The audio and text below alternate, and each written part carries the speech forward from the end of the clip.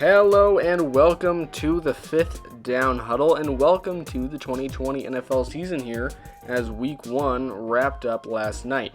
Check out the Instagram and the Twitter page for everything NFL, from live game updates to highlights afterwards and fantasy tips and tricks. Check out the YouTube channel for full podcast, game recaps, and other fantasy tips and tricks, and check out Spotify for the full podcasts. So let's huddle up. Let's look at Week 1 and go over each game one by one, kind of a Week 1 game recap section here. It's going to be the majority and most likely all of this week's podcast, but I'm figuring that's what you guys want to hear. Now, one thing I want to emphasize is the lack of preseason. There were a lot of upsets this week, and I believe it has a lot to do with the lack of preseason and a shortened training camp, especially with teams like the Buccaneers, the Colts, and teams that, had a lot of roster turnover, whether it be in terms of coaching or in terms of the team. They just had a lot of turnover, a lot of things that a preseason and OTAs would have definitely helped straighten out. Now, this lack of preseason and OTAs, in my mind, caused Week 1 to be somewhat of a preseason itself. Teams now know where they went wrong and where their biggest weaknesses and strengths are, something that's hard to see during a shortened training camp. Now, one big eye-opener for me was the lack of OTAs and a preseason. I know I just talked about this, but the correlation between who looked great on Sunday and Thursday really shines light on the importance of a normal offseason. When you look at teams that didn't have a lot of roster turnover or didn't have a ton of moving parts over the offseason, those teams succeeded. The Chiefs didn't have much turnover at all, and they found success. The Bills didn't have much turnover, and they found success. The Ravens, Bears, Packers, Seahawks, Cardinals, and Saints all fall under that category, and they all found success. For the Patriots, well, they've been dealing with massive roster turnover on a year-to-year basis for over a decade outside of the quarterback position, so Belichick seems to always keep the team under control no matter who he has to coach or what type of roster turnover he has to deal with. So that's as expected. The Cowboys just got a new head coach and failed in Week 1. Don't get me wrong, the team played well. They only lost by 3 to the Rams, but in the end, they didn't muster enough energy to win. The Bengals didn't have a ton of time to get Burrow comfortable in the system, and he was only able to put up 13 points as a result. No touchdowns, 1 pick. The Vikings lost a key receiver in Stephon Diggs and struggled early in the game against the Packers. The Colts just got a brand new quarterback and were unable to best the Jags. The Bucs have a brand new quarterback and struggled with communication issues offensively and penalties defensively. All of these new quarterbacks had to learn a brand new offense and a brand new system in the short span that was a training camp this year, especially Tom Brady. He's been in one system, one offensive playbook for 20 years. And he was given a shortened offseason to learn a new NFL playbook for only the second time in his 2-decade career.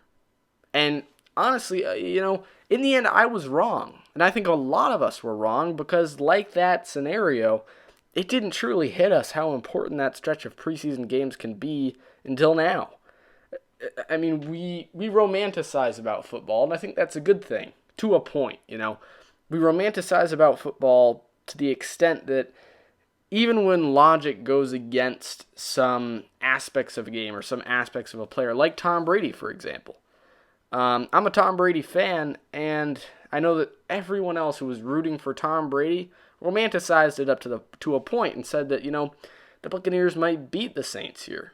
And I know some people even betted on the Bucs to beat the Saints outright. And I did that too, and I think, a big problem with that was we romanticized it and forgot about the point that Tom Brady, no matter how great of a quarterback he is, the one thing that he hasn't been able to practice in his 20-year career is learning new offensive playbooks and moving into an entirely new system with an entirely new head coach. That's one thing he has not been used to in the last 20 years as a quarterback. Every other thing as a quarterback, new players, working with a head coach, throwing passes, is everything there. He's been doing it for 20 years. But one of the only things that he hasn't had to deal with, he had to deal with this offseason. And he had to deal with it to the point where it was worse than any other season in, honestly, NFL history with this short of an offseason. But in the end, the teams now know where their greatest weaknesses are and where they need to improve drastically. Week 1 almost looked like a scrimmage for some teams out there. And hopefully they can use this to improve in the upcoming weeks. So let's start with the game recaps. First off, we've got the Chiefs against the Texans on Thursday night. I know this was a few days ago, but I kind of wanted to include them all in one episode just to give you guys a long show here where I go over each game individually and don't leave any out.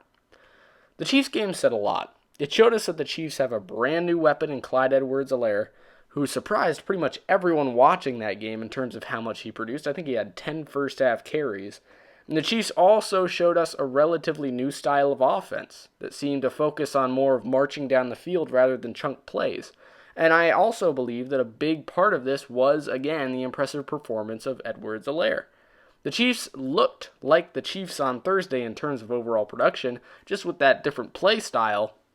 And the lack of offensive roster turnover is even more scary now than it was before Thursday.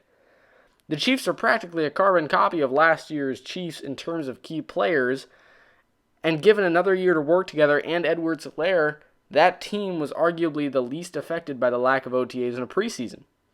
Because of this, the Chiefs should be the clear favorites to win the AFC. Again, the Chiefs look like the Chiefs. Granted, it's only been one game, but it was against a tough team. Some other powerhouse teams from last year, such as the Super Bowl losing 49ers, struggled on Sunday.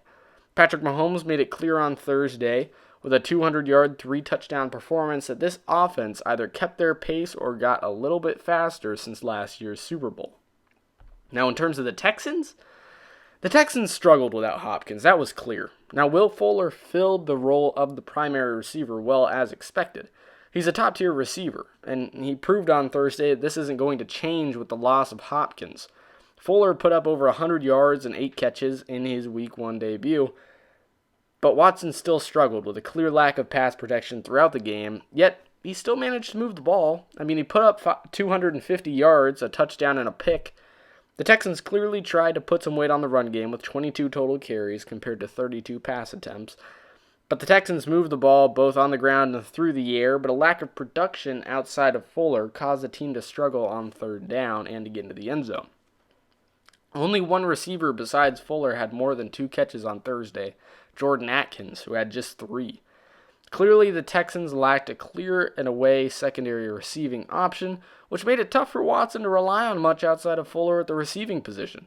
Personally, I expected Brandon Cooks to take over that role well, but he disappointed in Week 1 with just 2 receptions for 20 yards. Again, going back to my initial points before I got into these recaps, maybe Brandon Cooks needs a week or 2 of in-game action in order to successfully build a chemistry with Watson, or even a chemistry with the playbook, really understanding that playbook. But either way, it needs to happen fast for the Texans to find success, especially considering next week's matchup against the Ravens, who just put up 38 points. Now, the Texans' defense also struggled to put heavy pressure on Mahomes for a multitude of reasons. First off, they were only able to sack Mahomes once, and second off, the Chiefs engaged in an offensive play style that was somewhat of a shift from the year before, and a play style that allowed Mahomes to get the ball out of his hands quickly. Last year, Mahomes held onto the ball for a long time because a lot of those plays were chunk plays. When a receiver, even Tyreek Hill with how fast he is, needs to get far down the field to find successful plays, your quarterback needs to hold onto the ball for longer than other quarterbacks. He needs to let that play develop. But today, or Thursday I should say, Mahomes got the ball out of his hands quickly, and that hurt the Texans' defense. They were unable to get much pressure on him at all. I mean, this new play style also contributed to the dumpster fire that was the Texans' secondary. Overall, the Texans underplayed at nearly every position, and the 2 main problems the Texans need to address in the coming weeks are on offense, with their O-line that allowed 4 sacks on a quarterback that is regularly praised for his ability to avoid the pass rush, and their receiving core that didn't give Watson too many options outside of Fuller.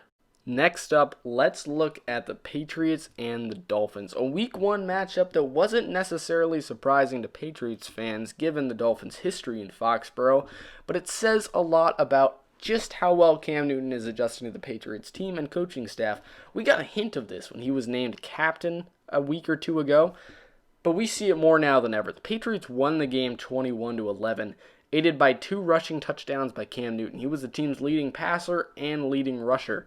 From the get-go, it was clear that Belichick and Josh McDaniels were not trying to recreate the Patriots' offense of old, but instead were building off of what they know Cam Newton does best based on the offseason. It's something Belichick as a head coach has always done and continued to do this season.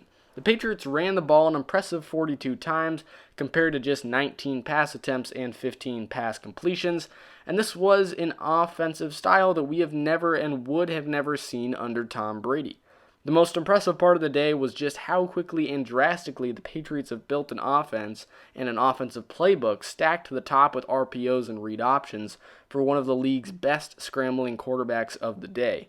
Going into this game, I and the vast majority of NFL fans were skeptical of just how well Cam would fit into the Patriots system. Now, it's not a surprise that they won. The surprise is how well Cam played. But what we learned today is that we were asking the wrong questions. We should have been asking how well Belichick could adjust to Cam Newton, because that is clearly what they focused on rather than the other way around. But let's not get ahead of ourselves. N'Keal Harry impressed. Outside of a bad fumble on his part, Julian Edelman was Julian Edelman, and the run game was stronger on Sunday than it had been in all of 2019. The defense was the Patriots' defense, with only 11 points allowed and a total of 3 interceptions on Fitzpatrick, was still the best secondary in the league. But again, let's not get ahead of ourselves. This was the easiest game on the Patriots' schedule. The Dolphins, in Foxborough. Next week, they'll need to improve offensively and defensively against the Seahawks, one of the harder games on their schedule, not to mention it's in Seattle. Interestingly, the Patriots and Cam Newton started off with their easiest game and flourished, but Tom Brady started off on his toughest game of the year and struggled. Now, another note I'd like to make about the Patriots before I talk about the Dolphins is J.J. Taylor. I mean, you look at that running back group, they've got James White, Rex Burkhead, Damian Harris, Sony Michel, and now J.J. Taylor. The shortest running back of the group seemingly did the best. Not in terms of yardage, but when he was on the field, I remember there was a series in which J.J. Taylor had like 2 or 3 straight runs, and he looked like a really, really hard runner. Compared to Sony Michel, he finished his runs a lot better than I saw Sony Michel finish his runs all day today and all year last year. James White, I believe, finishes runs better than Sony Michel, and what I mean by that is fights for yards. Rex Burkhead is great at that. James White is better than Michel at that. Not amazing, but better than Michel. More in the pass game than in the run game. Rex Burkhead has always been good at fighting for those yards. But J.J. Taylor today, man, he ran hard. He ran downhill. It looked like he was running down a 45-degree angle when they handed the ball to him. And I guarantee you next week and going into the rest of the season, we are going to see a lot more of J.J. Taylor, and that surprises me.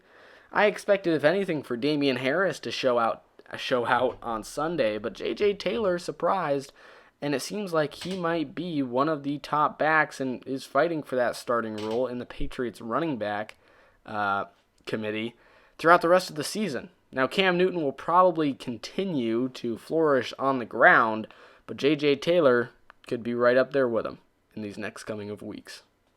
Now, for the Dolphins, things look sloppy. Fitzpatrick struggled again this season as the top secondary in the league was facing him, and the lack of production on the ground for the Dolphins didn't help things. The Dolphins' defense did well, though, with 2 sacks and a turnover. Again, the Dolphins look like the Dolphins yet again, struggling big against top teams and the Patriots, except for the last game of last season, which was really interesting because despite beating that team, earlier that season, I remember the Dolphins got shut out. I think it was 41-3, and now on this past Sunday, the offense just looked terrible for the Dolphins. So again, the Dolphins look like the Dolphins yet again, struggling big against top teams, but flourishing against teams at their level. They'll play another tough matchup next week against the Bills, and I expect them to lose that game as well. This Dolphins team, up to this point, is the Dolphins team I believe we all expected to see this season. That could change. The Dolphins could improve. You know, it is the Patriots. The Patriots have played against Fitzpatrick several times, and Bill Belichick has been regularly pretty good against Fitz magic. So again, that could change. But up to this point, the Dolphins look like the Dolphins of last year. Next up, let's take a look at another noon Sunday game. The Packers against the Vikings. The Packers didn't skip a beat, putting up 43 points on offense, but where the Packers did struggle was on defense, allowing a Diggsless Vikings offense to put up 34 total points. All of this, despite mustering 2 sacks and a pick on Kirk Cousins, leads me to believe that this Packers defense will struggle against even average offenses, such as their matchup against the Saints in 2 weeks. Now, the positives for Packers fans seem to outweigh the negatives in this one, though. Aaron Rodgers looked like the Aaron Rodgers of old, throwing 364 yards and 4 touchdowns with no interceptions against a division rival, and the Packers flourished both through the air and on the ground with a total of 31 combined carries on offense, resulting in 158 yards and a touchdown on the ground. Now, overall, the Packers looked sharp offensively and a bit off on defense. Davante Adams and Rodgers connected early and well throughout the game, resulting in 14 catches for Adams, totaling in 156 yards and 2 touchdowns for the star receiver. And I wouldn't be surprised if Adam ends off as the top receiver in the division. Honestly, I expect him to. And I also wouldn't be surprised if he makes a run for the best receiver in the NFC. He's got some heavy competition for that, such as DeAndre Hopkins, Mike Evans, Michael Thomas. Now, 14 catches on opening day against a team like the Vikings is not often caused by a fluke, really against any team. So moving forward, though, we have to remember that the Packers lay right at the 15th toughest schedule in the league, a pretty comfortable position to be in. Expect the Packers to put up another dominant offensive performance against the Lions, resulting in a 2-0 start for Green Bay. Once they face the Saints, though, I'd expect that to fall to 2-1. Now, on the other hand, the Vikings need to fix up that defense, and quickly. The Vikings will face off against several strong to solid offenses in the coming weeks, including the Texans, the Seahawks, and the Titans. A defense that allows 14 catches to one receiver and a total of 43 points on opening day simply is not going to cut it against those teams that I just listed. And again, they don't have much time to figure things out defensively. It worries me seeing Kirk Cousins and an offense that lost a primary receiver put up 34 points with little to no help from their defense. But again, it's week 1, so let's give this Vikings team another week or two to truly see where they're at heading into the rest of the season. It's a defense that had some major turnover in the offseason, and it shouldn't be all too surprising that they struggled in their first game together, although I didn't expect them to struggle as bad as they did, especially considering that they were playing a high-powered Green Bay Packers team led by Aaron Rodgers. But for Vikings fans, if these offseason struggles relay into more than just a couple of games this season, the Vikings could be headed towards a losing record after the first handful of games this season, somewhere around 2-4, 3-5, somewhere around that I could see the Vikings at, but they could surprise me and turn things around. Again, their offense can only put up so many points before Kirk starts forcing the ball into coverage to try and win back a game. Kirk Cousins did well on Sunday with only 1 interception early, but it's also a reason why they found themselves in a 3-possession deficit in the first place. They can't do that. They can't do that against good teams. We saw it on Sunday. They did it against a good team, and no matter how many points they put up, it just was never enough to come back. They found themselves in a 3-possession deficit in the first place. Kirk needs to find a way to move the ball right out of the gate if the Vikings want to win in Week 2 against the Colts and Phillip Rivers. Now, the next game I'm going to take a look at here is the Philadelphia Eagles against the Washington football team. An upset, if there ever was one. The Washington football team impressed, but a fair question to be asked is how much of Washington's win over the Eagles was the Eagles' fault, rather than the Washington football team actually playing better than expected. Carson Wentz struggled against Washington, throwing 24 for 42 with 2 touchdowns and 2 picks. Not to mention, Wentz had the team looking well early with a 17-0 lead. But let's look at the difference maker here, which is not Dwayne Haskins. In fact, the difference maker seems to be the pass rush of the football team in terms of what aided the comeback the most. Washington had a combined 8 sacks on Sunday, compared to the Eagles having just 3. It's clear that Montez Sweat and Chase Young came out early as difference makers, constantly putting pressure on Wentz and slowing down the run game. Offensively, Washington managed. They didn't go too far outside of their expectations. Haskins threw for under 200 yards and only threw 1 touchdown, and averaging just 1.7 yards per carry on average as a team. So, in the end, a mixture of poor play by Wentz and an impressive D-line on the football team side of things, it seems as though this was a win that could have easily been avoided had the Eagles continued to play well throughout the entirety of the game rather than just in the first half. For the football team, well, I don't expect them to do much better than predicted, but the strong D-line and lack of turnovers by Haskins on Sunday shine a bright light on Washington's future and could increase their overall ceiling this season as we move on through the year. I'm not sold on Washington, but you never know at this point. Over to the Eagles. The Eagles struggled under Wentz and blew a strong lead against an average at best offense. The Eagles simply shot themselves in the foot several times on Sunday through mistakes through the air, poor O-line play, penalties, and the Eagles found success early, so they need to replicate that throughout their Week 2 matchup against the Rams, who will be a tougher opponent than Washington with a solid offense and another strong D-line that consists of Aaron Donald. Simply put, the Eagles need to make less simple mistakes and need to improve drastically and quickly on their O-line. We know that the Eagles' offense can put up points. We know they can find success. They did it early in that game. But for whatever reason, they fell apart, and they need to find a way to sustain that success through the entirety of a game.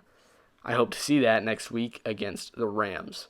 Next up, I want to talk about the Jags and the Colts and how their matchup affects them in the long run. I hope those of you listening today listened to a recent podcast I dropped in which I discussed whether or not Minshew was the answer for the Jags. And if you did, you'll know I was on Minshew's side in that debate. Interestingly enough, though, Minshew blew well past even my expectations, putting up a great performance to lead the Jags to a win in Week 1 against a solid team in the Colts. Minshew threw just one incompletion, ending with a 95% pass completion rate along with 3 touchdowns to 0 picks. And I honestly couldn't think of a much better debut for a second-year quarterback. The ground game for the Jags was average at best on Sunday, totaling just 91 yards on 23 carries. Not bad, just average.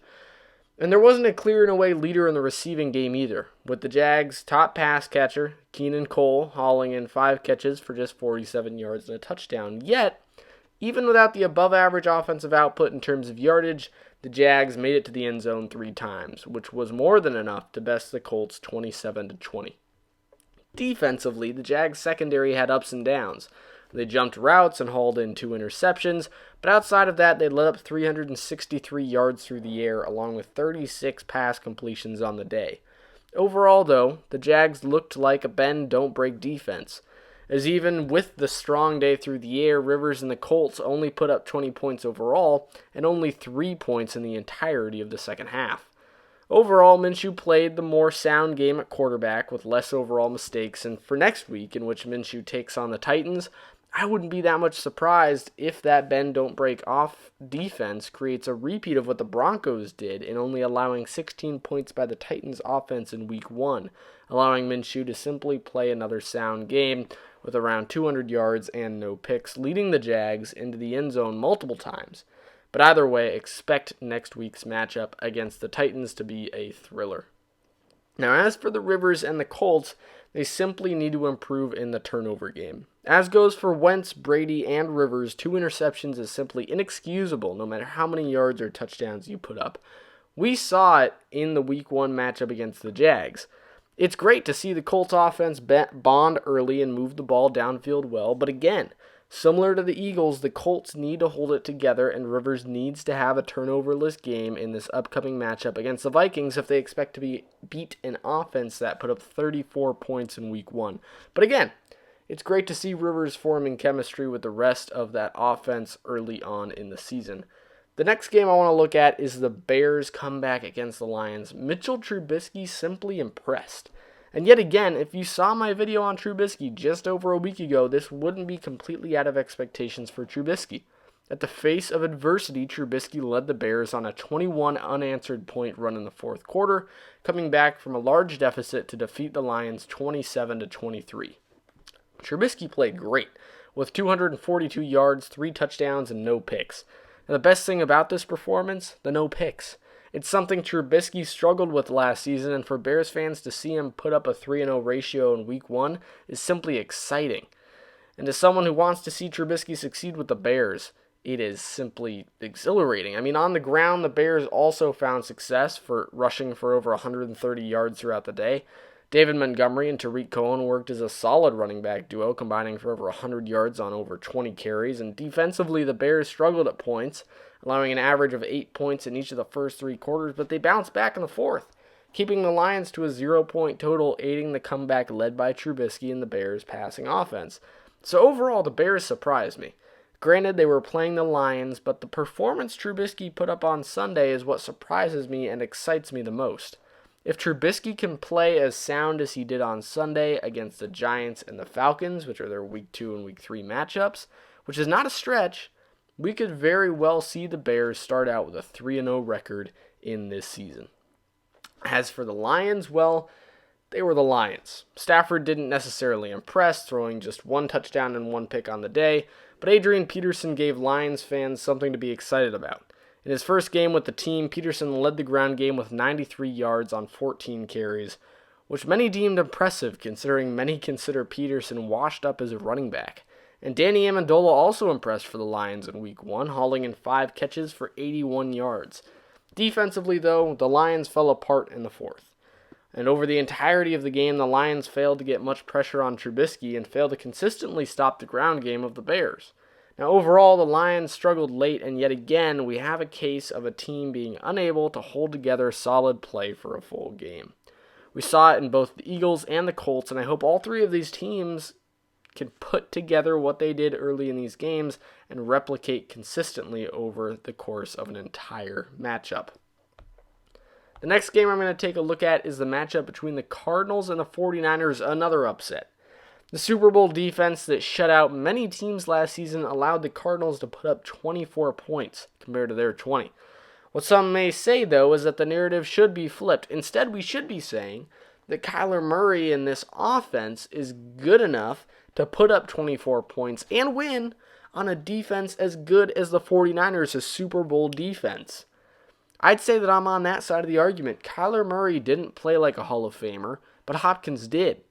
Kyler still put up a great game. I mean, he had a combined 321 yards, leading the team both in rushing yards and passing yards, along with rushing touchdowns on Sunday. But I still believe Hopkins was the star of this matchup. I mean, Hopkins put up a career-high 14 catches for an astounding 151 yards in his Week 1 debut with the Cardinals. Do I think Hopkins is going to play this amazingly for the remainder of the season? No. But I also don't think it's simply a fluke. It obviously has drastic implications on just how talented this offense is, and in fact, I'd go as far as to say this offense has potential to be a top 5 offense this season. I mean, it's clear that Hopkins has adjusted to this offense well and early, and their upcoming matchups against Washington and the Lions should certainly help them in padding those stats. Expect the Cardinals to start with a 3-0 record and to make a serious push for the playoffs this season. The offense is simply played too well in Week 1 for it just to be a fluke. Now, I am skeptical of the Cards, and I was skeptical going into Week 1, but now I think I'm ready to jump on that hype train. On the other hand, the 49ers struggled. They didn't play terribly, but their defense struggled against a star-studded Cardinals offense. Give the defense credit for picking off Kyler, but outside of that, they didn't do enough to win, and neither did Garoppolo. Again, Garoppolo put up solid numbers with over 250 yards and 2 touchdowns to 0 picks, but again, not enough to win. The most lackluster piece of the 49ers, outside of being unable to slow down Hopkins, was their inability to have a consistent run game, with just over 100 yards on the ground overall. Again, not terrible, but not enough to beat the Cardinals. I don't think the 49ers are in a bad spot, but it's clear that they either weren't ready to beat the Cardinals or they simply were the worst team in this matchup.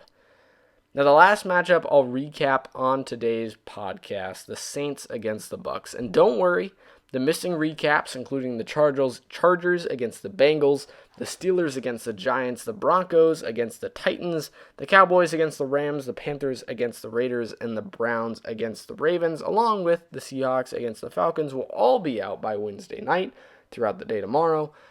I can only watch and take notes on so many games in a 2-day stretch, but I'll try my best to fit more in on next Tuesday's podcast. And also, don't forget to catch my Week 2 score predictions on this upcoming Thursday's podcast. But the team I'll recap today, the last team, are the Saints and the Bucks. The Saints look like the Saints in Week 1, besting a division rival in the Bucks 34-23. The Saints struggled offensively at times with a fair amount of 3-and-outs to account for, and quite honestly, the Saints didn't win as comfortably as the score implies. Take away a 4th-and-2 neutral zone infraction penalty on the Bucs defense, and this game stands at 27-23, a bit less comfortable when playing Tom Brady. But overall, the Saints played a much more sound game than that of the Bucs, especially when it came to penalties and turnovers. Drew Brees played somewhat well with just 160 yards and 2 touchdowns. And again, the Saints offense struggled at times, putting up just 21 points overall if you take away a 4th-and-2 penalty against the Bucs. Now, I'm not saying the Saints don't deserve credit for that drive, but what I am saying is that the offense needed a bit of luck to win this game, as Brady and the Bucs were more productive overall outside of the 2 picks thrown by Brady. The Saints' defensive turnovers are what helped the Saints best the Bucs on Sunday, along with the Saints' pair of strong special teams plays, including a blocked punt and a muffed return by the Bucs on a kickoff. Kamara was arguably the best player on the Saints' offense on Sunday, putting up 2 total touchdowns on the day. Michael Thomas underwhelmed, putting up just 3 catches for 17 yards, and not to mention Thomas is expected to miss a few weeks with a high ankle sprain. But overall, I'd say the Saints played worse than expected offensively and played average on defense in terms of shortening production by the Bucs offense. But trust me, they won that turnover game well. As for the Bucs, well, as I said before, the Bucs offense simply shot themselves in the foot multiple times. The 2 interceptions from Brady and the special teams flukes, along with the insane amount of penalties, showed us everything that's different between the Patriots and the Bucs for Tom Brady. But for the romanticizing of football's sake, let's give Brady a little bit of a pass on week 1. I'm not saying that the interceptions weren't bad. They were bad, they were there. Brady made some clear mistakes there. But he also threw for 2 touchdowns, and he also ran for 1. And it's clear that there were communication issues on the first interception, and the Bucs had a drastically shortened offseason to build chemistry with Brady. Not to mention, the Bucs played the hardest game of their schedule in week 1. So if you take that and think, okay, well, if this is the hardest game of the Bucs schedule, they should play better in every other game this season. So if this is the worst Brady will play all year, this game against the Saints, considering this is the hardest challenge he'll face all year, I'd be happy with that as a Bucs fan. 3 total touchdowns and 239 yards to 2 picks is not a terrible season-low performance for Brady. And for history's sake, let's take a look at how Brady has done in the past season openers. Do you guys remember 2018, the year the Patriots started out 1-2 and losing to the Jags and the Lions with Brady throwing just 133 yards and a touchdown and a pick against the Lions? That seemed like a washed-up quarterback to me.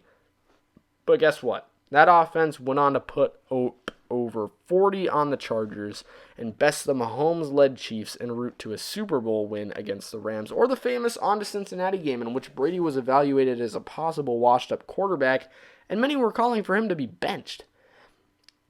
Now, I'm not trying to give Brady a free pass here, but what I am trying to say is that this has happened before.